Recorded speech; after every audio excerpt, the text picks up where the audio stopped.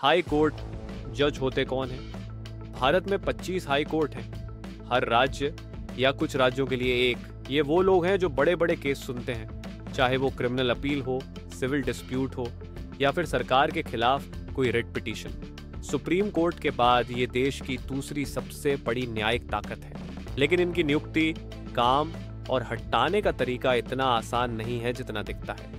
देश में लगभग 90% लोग ऐसे होंगे जिन्हें इसके बारे बहुत कम या कोई जानकारी नहीं होगी।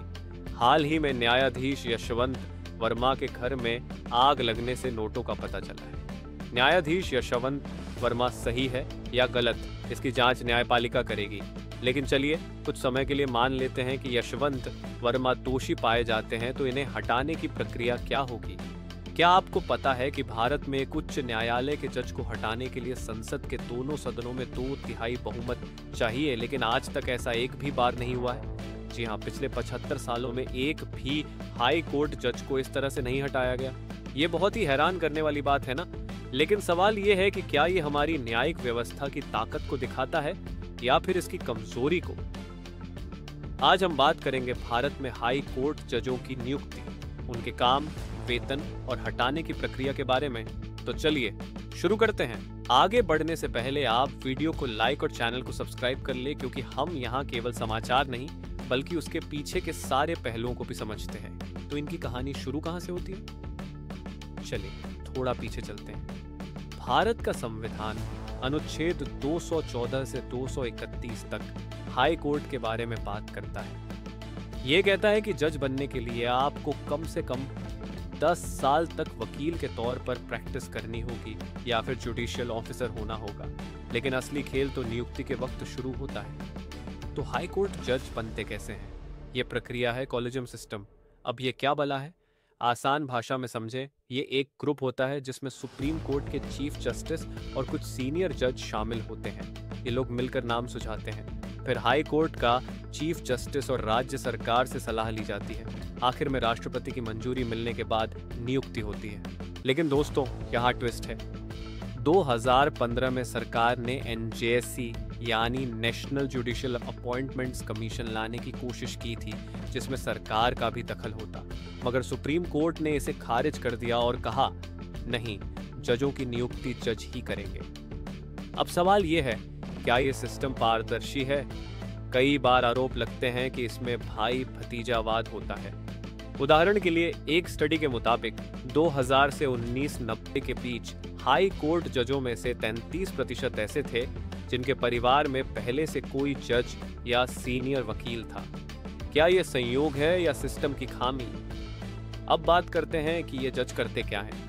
हाई कोर्ट जजों का काम सिर्फ कोर्ट में बैठकर फैसले सुनाना नहीं है।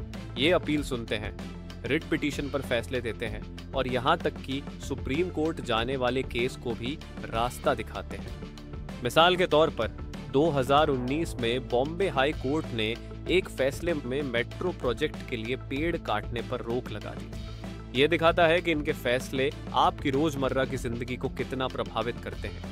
लेकिन दोस्तों, एक परेशानी है, 3 लाख से ज्यादा केस हर साल हाई कोर्ट्स में पेंडिंग रहते हैं। 2023 तक देश भर में हाई कोर्ट्स में 60 लाख से ज्यादा केस लंबित थे और जजों की संख्या सिर्फ 1114 स्वीकृत पद, जिनमें से 30% खाली पड़े हैं। मतलब एक जज पर औसतन 5000 से ज्यादा केस का बोझ। अब आप ही बताइए, इतने प्रेशर में कोई इंसान कितना सही फैसला दे सकता है? अब सवाल ये कि इतनी मेहनत के लिए इन्हें मिलता क्या है?